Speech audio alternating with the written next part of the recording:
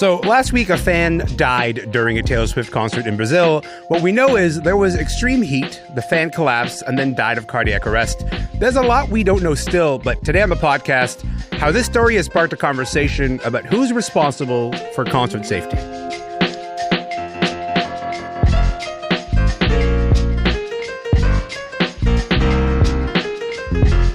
I'm Elamin Abdelmahmoud. This is Commotion. Listen, if you're familiar with online fandoms, you've probably seen the phrase, "please come to Brazil." It's not meant to be cryptic or like tough to interpret. It's exactly what it sounds like. There's this long-running history of Brazilian fans asking their favorite artists to visit their country. "Please come to Brazil" is like so common that it has become a long-running meme, but also, I think, a symbol of how passionate Brazilian fans are. So last week, when Taylor Swift kicked off her run of shows in Brazil, her first time playing in the country, Rio de Janeiro welcomed her by lighting up the iconic Christ the Redeemer statue. They projected a Taylor Swift t-shirt onto Jesus Christ. There's a whole other thing to get into with that, but that is not what we're talking about today, because here's the thing. Rio's first Eras Tour show last Friday happened during a really intense heat wave, and a 23-year-old fan died. Ana Clara Benevides Machado lost consciousness early on in the concert and was taken to a hospital, and then she died an hour later. The New York Times reported that she experienced cardiac arrest. Ana's death was met with a lot of grief, her fans wondering who should be held accountable for their safety at concerts. Taylor's back. Taylor's back in Brazil today. She's in Sao Paulo tomorrow night for another run of shows. We have a couple of writers here who are going to talk about this story. Nicole Froio is a freelance journalist in Rio. Niko Stratis is a culture critic in Toronto. Nicole, Niko, welcome to Commotion. How's it going? Nice to see you. Hi. Thanks for having us. Listen. Thank you so much. Of course. Listen, Nicole, I'm going to start with you on this one. And I kind of want to start broadly, maybe by talking about fandom in Brazil. You've written that Brazilian fans take a lot of pride in being known as the best fans in the world, but also that their relationship with international pop stars is kind of complicated. What's the thing that makes it complicated? I think that what makes it complicated is the fact that pop stars from North America, mostly from North America, but can also be from Europe, they are inherently bringing, cultural imperialism into the global South. And so there is kind of like an unteased or like undeconstructed power dynamic there between, for example, Taylor Swift and her fans, because we do have our own music scene and we do have our own music productions, but the American music industry or the North American music industry seems to kind of dominate all that. And so the reason why it becomes very complex is because sometimes there are people who are, for example, huge Bruno Mars fans, and they never know if they're going to see him live ever. Right. Because they might live in a state that isn't one of the states that Bruno Mars would usually come to. Bruno Mars might not ever come to Brazil. So that is why I think there's a complex kind of relationship there. Right. Like it sort of almost always feels like you're kind of begging for attention from a set of stars who are not very good at noticing the amount of space that they take up in Brazil. And that's why that cry has become like that. Nicole, I should say that you're currently outside, which is why we can hear birds in the background, which is great. I love that sound. Yeah. I want to talk about the young fan who died. I want to talk about Ana. She died last week. She's been all over the news in Brazil. What has her family said about what she experienced? So it's been quite heartbreaking to read and to watch the interviews with the family. But essentially, the mother seems to be like she was very close to her. And she said that her daughter was so excited to go see Taylor Swift, and that when she heard that Taylor Swift was coming, she was like, "I will die if I don't see Taylor Swift," which is very foreboding. That's painful. Yeah, totally. And also, they've been really, I think, feeling neglected by both Brazilian authorities, who should have prevented, this from happening, and also the production company. they come from a very humble background. They don't have the money to move the body back to their home state. Right. So they've been having to deal with those costs. So I think it's been quite a harrowing experience for them. We should say that this was, one of the things that were reported was that this was Ana's first flight that she's ever been on, and like this was, she flew to see this Taylor show, and that's where she died. Niko, the heat that day was so intense that it was reportedly felt like 60 degrees Celsius. We have some local news in Rio that reported that 1,000 audience members fainted during the show. I want you to listen to a clip that was posted to TikTok from the concert. It's just very hot, so when somebody says they need water when it's this hot, they really need it. Do you see it? Are we good? We don't need to chant, it's totally fine. We just need to get water to them. Water! Water! Water! Water! Water! Water! Water! Got it? Do you see them now? Okay. It's coming. Amazing. There have been quite a few TikToks sort of circulating of like, you've never really seen like Taylor trying to perform all too well, but also handing out water bottles around the stage. It's very regrettable that we don't have a lot of information from authorities on this, Niko, but we basically have to piece together everything from fans. What have the fans reported about the conditions in the stadium? I mean, there's a lot of details we are sort of getting from these, like from TikTok videos and from eyewitness accounts and all that sort of stuff. I mean, you hear that video, you hear those chants of water, and it's chilling. Like it honestly, like I've heard this multiple times now, and it kind of haunts me a little bit that like people chanting for water. Mm-hmm. And you read about like supposedly, we don't know, a lot of these details are as yet unsubstantiated, but there's the vents around the stadium that were closed, so people outside couldn't see in. Mm-hmm. There's reports of the grass inside being covered with like metal sheeting or plating. There are photos you can see of people's burns that they got from inside. The pyrotechnics were still being used. The stage lights were still being used. These things all generate heat. And, when you're all the way outside in intense heat, and you've been outside in intense heat for some time, and you go into an enclosed space that has absorbed all that heat, people described it as being like a sauna. Mm-hmm. And as anybody that's been inside a sauna knows, this is not a place you want to spend a lot of time in. Like that is almost unbearable for a lot of people. And, it sounds quite uncomfortable, seems like too light of a word to describe how it would have felt from what we can read and what we can find.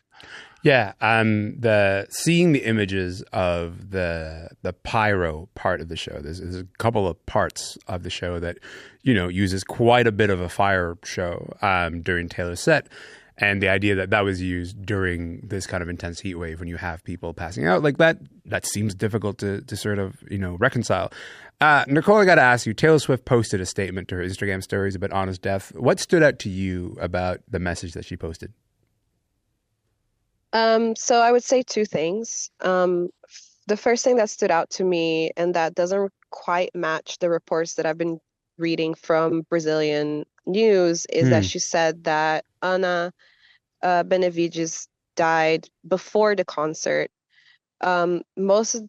All of the reports that I have read have said that her friend said that the friend that was accompanying Ana said that she collapsed during the second song, which is Cruel Summer. Yeah.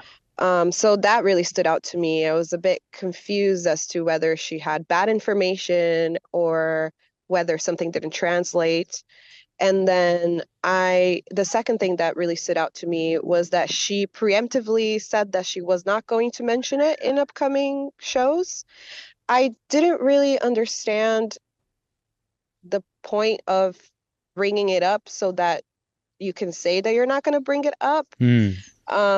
Personally, I wasn't there in the following concerts, but that just struck me as very strange. I've seen a lot of Swifties saying that they thought that was a bit cold of her.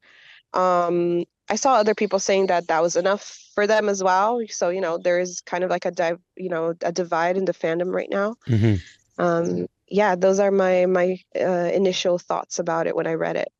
Yeah, for context, the note said that Taylor said she's not going to be able to speak about it from stage, and then that sort of has divided the fandom in terms of saying, well, maybe this is the thing that you should acknowledge from stage, versus, well, she would have a really hard time, not maybe crying while she's performing and thinking about this.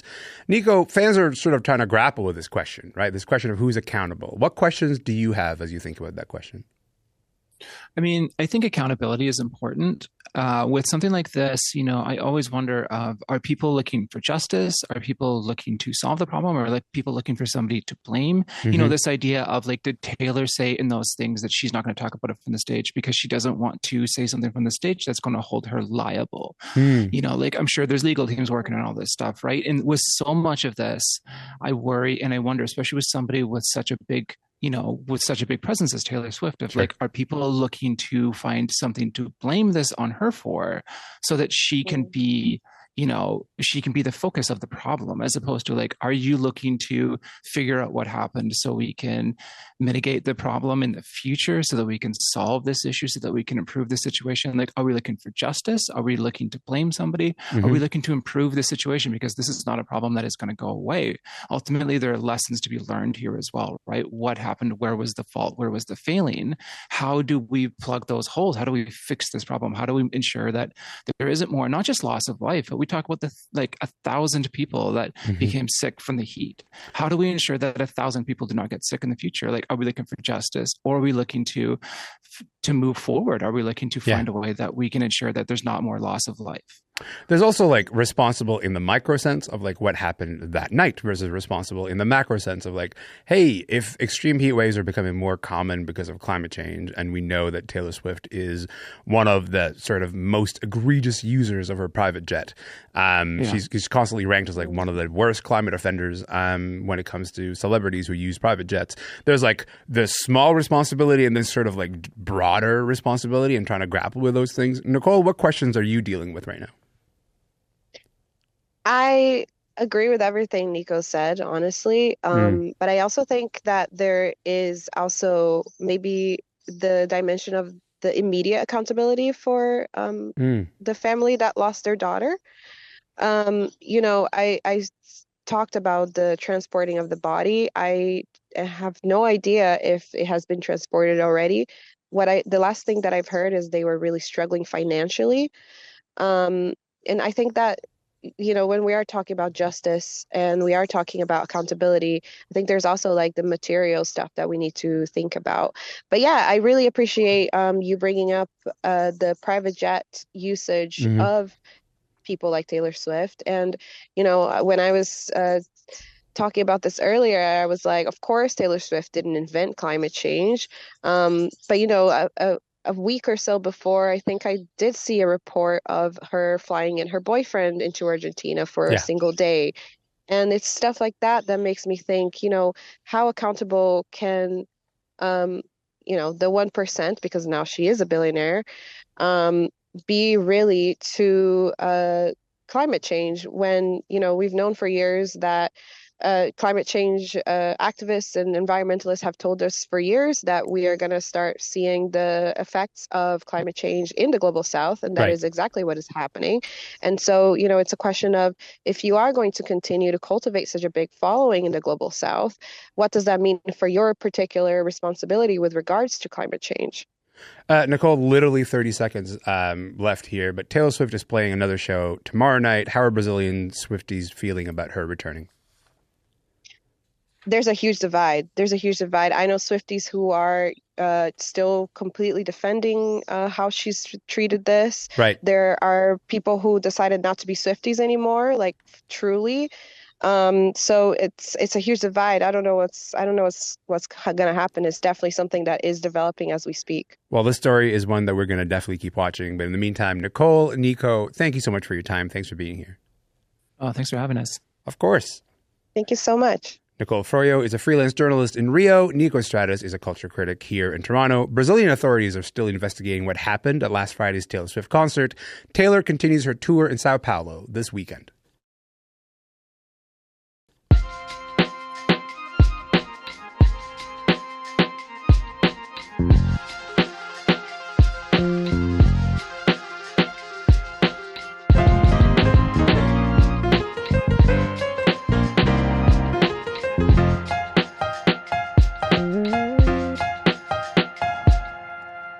My name is Elamin Abdelmahmoud, and this is Commotion. Listen, I think the polite way to put this is this. I am not a Crocs guy, okay?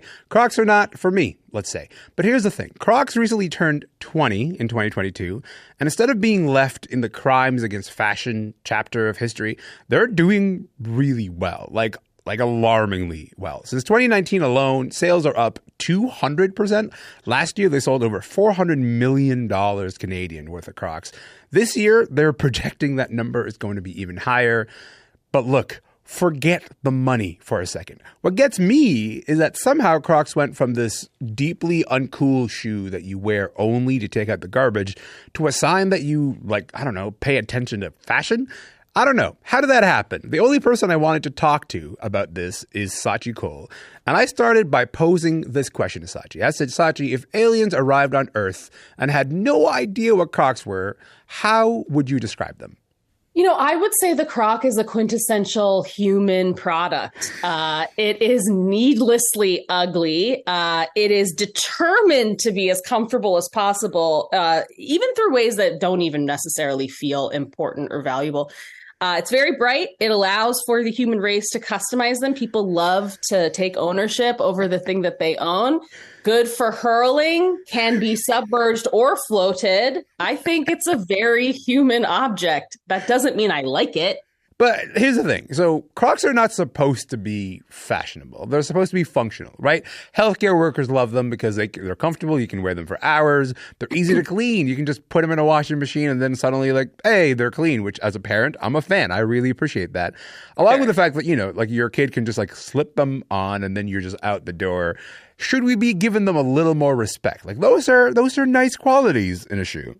No, they're not. So the first thing is that you kind of have to separate your children needing the shoe and you, an adult, wearing a plastic PVC shoe. That's the difference. So you not being able to manage your daughter before she tumbles into some lake and then having to wash the shoe. I'm assuming that's what happened. That is what happened. Yeah, you got it. There's a lot of lake tumbling in the Elamin household, but that is a different configuration than an adult wearing it, or even a healthcare worker. That's a superhero needing to wear a cape. God bless. You don't see me walking around with a cape. I can't fly.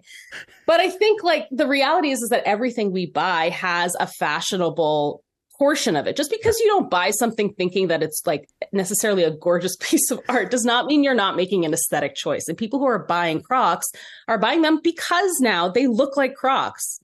Well, that's part of the choice. But that doesn't make a lot of sense to me. I'm a constantly fashionable person, as you can imagine, because I get it. The pandemic got a lot of us dressing more casually, but also the pandemic is kind of part of the reason why Crocs are so popular right now. Why are we turning actively to ugly stuff? Why that? That's always been true. I think people have always turned to stuff that's kind of intentionally ugly. One of my favorite, Elamin, you are wearing a hat that has a Celine Dion lyric on it. I will not be taking any notes from you. You also had the audacity to do a national CBC campaign wearing that awful purple sweater. And remember what happened when you did that? I called you Grimace for a year and a half. You still are calling me Grimace, as a matter of fact. I'm still doing it. And I'm saying that dressed as what can only be described as sexy Elmo. So people love ugly stuff. And I applaud that. I think part of that is because you're kind of saying something when you wear something ugly. You're I look so good. I'm so good looking and I can figure this out. I'm so smart that I can wear the ugliest thing in the world. That so much of high fashion is rooted in that. Look at what Kim Kardashian is selling me. Tan, sparkly underwear. And I'm still thinking about it. That's really the problem. But I'm trying to be conscious of the fact that there are my aesthetic tastes, and then there is the aesthetic tastes of millions of people. And sometimes you go the masses, how wrong can they really be? What's interesting? They can be super wrong. They can be super wrong. Have you heard about the masses, Elamin? The masses love to be wrong. But this is what's wild is that it's you can't be cross-generationally wrong. The thing about Crocs is that Gen Alpha love to wear them, boomers love to wear them. Not a lot of brands can claim that. Is there nothing to be said for that? I'm trying to find a defense of Crocs here. Why?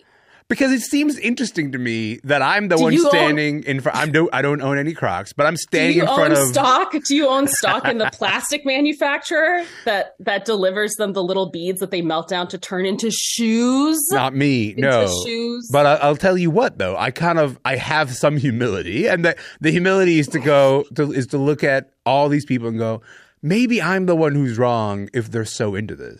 I mean, again, I think people are into it because of the fact that it doesn't look good. I think it's baked into the design. And I think one of the smartest things that Crocs did was to allow room for wild customization. Those stupid little rivets that people are putting in the shoe. The gibbets. That is how their business has been scalable, because one of those ugly ass shoes survives like several wars. Like, you're not going to buy that many of them. It's like you can never set it on fire, much like a vampire. It must be stabbed to have anything happen to it. But those little things allow you to make it your shoe. And that is such a huge part of the business model. It's not necessarily that different than like Kate Spade when they started to let you monogram the little like attaches on your purses. It's kind of the same thing. The difference is like, one is a pebbled leather bag that you can wear in public without being stoned. And the other one tells me that maybe you need to go to the hospital. I don't know.